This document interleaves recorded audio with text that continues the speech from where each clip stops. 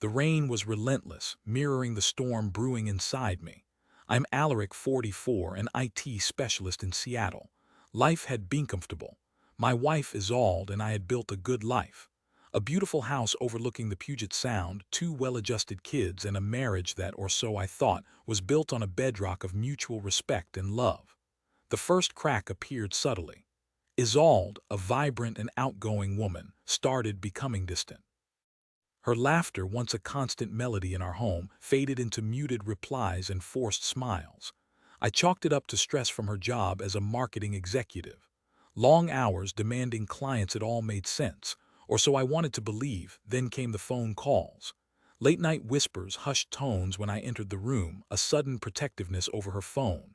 It'd ask, "Who was that?" and she'd brush it off with a vague, "Just work." But her eyes wouldn't meet mine. And that's when the doubt started to creep in, a cold, insidious tendril wrapping around my heart. I started paying closer attention. Her schedule became erratic.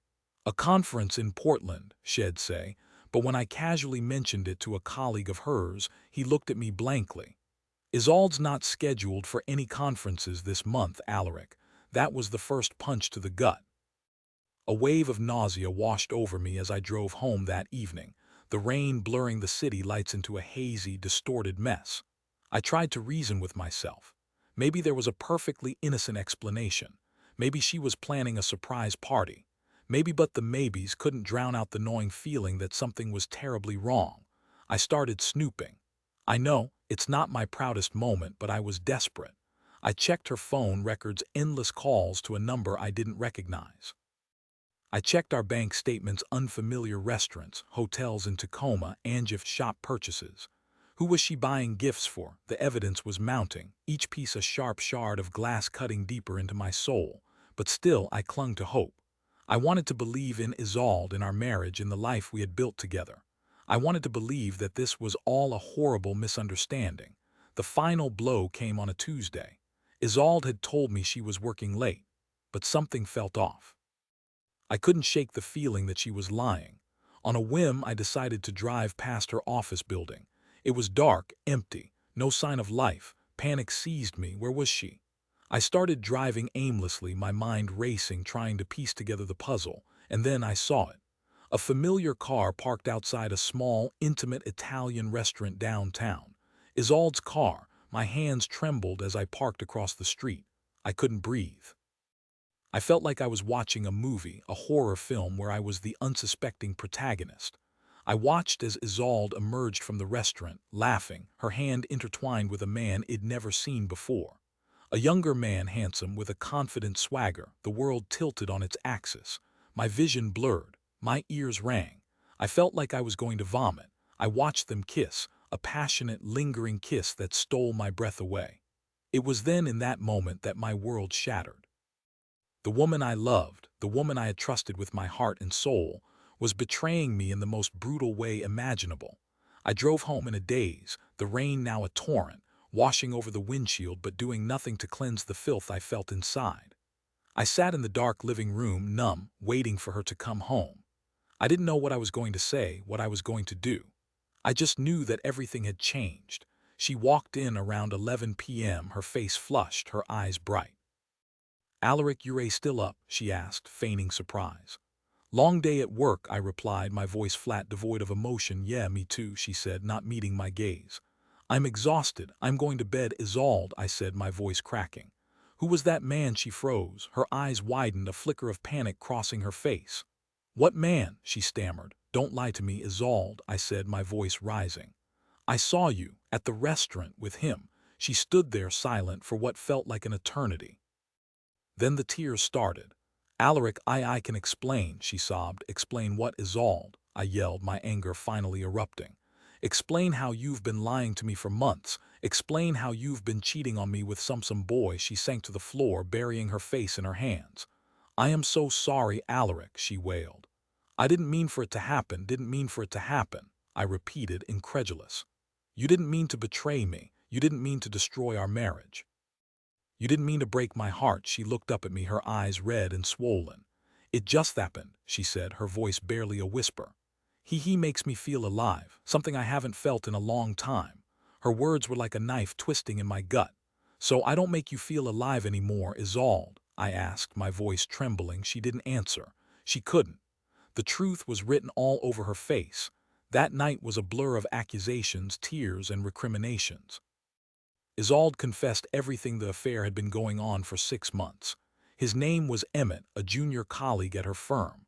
She claimed it was just a fling, a mistake, but the damage was done. The trust was shattered, the love gone. I spent the next few weeks in a fog, barely eating, barely sleeping. I went through the motions at work, but my heart wasn't in it. I couldn't concentrate. All I could think about was Isolde and Emmett, their hands intertwined, their lips locked. The images haunted me, replaying in my mind like a broken record.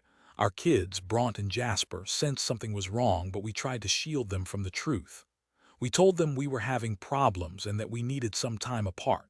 They were devastated. I was devastated. I moved out of the house and into a small apartment downtown. It was lonely, sterile, devoid of any warmth or comfort. I spent hours staring at the city lights, wondering how my life had unraveled so quickly, so completely. I considered confronting Emmett. I imagined marching into his office, punching him in the face, demanding answers. But what would that accomplish? It wouldn't undo the betrayal. It wouldn't heal my broken heart, so I did the only thing I could do. I started the divorce proceedings. Isolde didn't fight it. She knew she was in the wrong. She knew she had destroyed everything. The divorce was finalized a few months later. It was a clean break. We split the assets, arranged a custody schedule for the kids, and went our separate ways. I tried to be civil, for Bront and Jasper's sake, but the anger and resentment still simmered beneath the surface. I threw myself into my work, working late nights, weekends, anything to distract myself from the pain. I started seeing a therapist who helped me process my emotions, to understand what had happened and to start healing. One evening, about a year after the divorce, I received a call from a number I didn't recognize. I almost didn't answer it, but something compelled me to. "Hello," I said, Alaric, a woman's voice said on the other end. It's Maeve, Emmett's wife." My heart skipped a beat. "Maeve," I repeated, surprised. "What do you want?" "Roman to know what happened between Isolde and Emmett," she said, her voice trembling. "I found out a few months ago. I am so sorry, Alaric, I had no idea." "How did you find out?" I asked, curious. "I saw his phone," she said. "Messages, picturesque, it was all there. I confronted him and he confessed everything." "And what did you do?" I asked. "I kicked him out," she said, her voice firm. "I filed for divorce. I couldn't stay with him after what he did." A wave of satisfaction washed over me. Karma. It had finally caught up with them. "I'm glad to hear that, Maeve," I said. "He deserved it." "He did," she agreed. "But that's not why I called. I wanted to apologize for his behavior, for the pain he caused you." "And I wanted to thank you." "Thank me?" I asked, confused. "Yes," she said. "Because of what happened, I realized that Emmett wasn't the man I thought he was. I was living a lie. You helped me see the truth. You freed me from a toxic relationship." Her words resonated with me. It was true. Isolde's betrayal had been devastating, but it had also forced me to reevaluate my life, to understand what I truly wanted, and to move on to something better. "I understand, Maeve," I said. "Thank you for calling." "You're welcome, Alaric," she said. "I hope you find happiness." "I hope you do too, Maeve," I replied.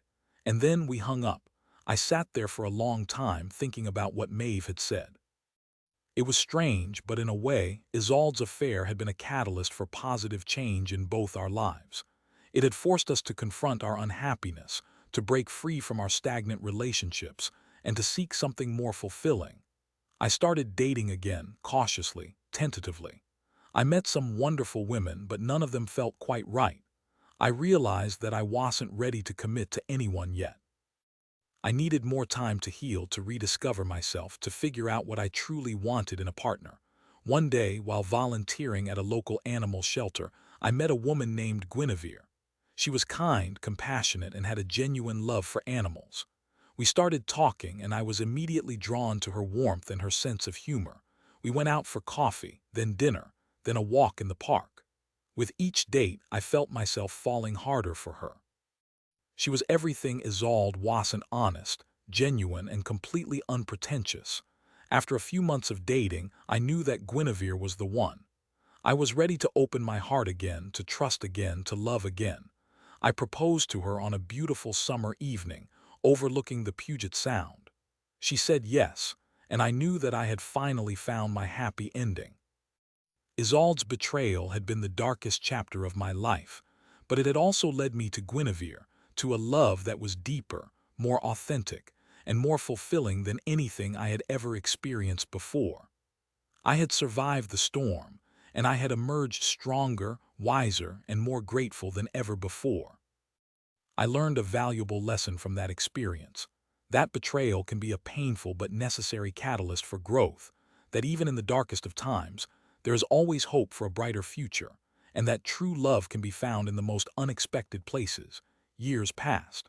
Bront and Jasper grew into mature, well-adjusted adults. They understood the past and saw the happiness I had found with Guinevere. They even developed a cordial relationship with her, seeing her as a positive influence in my life. One day I received an invitation to Isolde's wedding. She was marrying someone new, a man I didn't know. Part of me felt a pang of curiosity, but mostly I felt indifference. Our lives had diverged so completely that she was now a stranger to me. I decided not to attend. I had moved on. My life was full and happy, and I didn't want to dredge up old ghosts. A few weeks later, I received a message from Isolde. "Alaric," she wrote, "I know it's been a long time, but I wanted to apologize for everything. For the pain I caused you, for the hurt I inflicted on our family. I was selfish and foolish, and I regret it every day." I read her words with a sense of detachment. The anger and resentment had long since faded, replaced by a quiet understanding. "Thank you, Isolde," I replied. "I appreciate your apology. I hope you find happiness." And with that, I closed the book on that chapter of my life. I had forgiven her, not for her sake, but for my own. I had released the bitterness and resentment, freeing myself to fully embrace the joy and love in my life. I often think about Emmett and Maeve. I never saw them again, but I hope they both found peace and happiness after the storm. I hope they learned from their mistakes and built better lives for themselves. My life with Guinevere is a testament to the power of healing and the possibility of finding love again after betrayal. We have built a strong, loving, and supportive partnership based on trust, honesty, and mutual respect. We have traveled the world, shared countless laughs, and supported each other through thick and thin. I am grateful for every day I have with her. She is my best friend, my confidant, and the love of my life. Together, we have created a life that is filled with joy, laughter, and endless possibilities. Looking back, I realize that Isolde's betrayal was not the end of my story, but rather a turning point. It was a painful and difficult experience, but it ultimately led me to a better place, to a love that is truer and more fulfilling than anything I could have imagined. And so, I stand here today, a survivor of betrayal, a testament to the resilience of the human spirit, and a believer in the power of love to heal all wounds.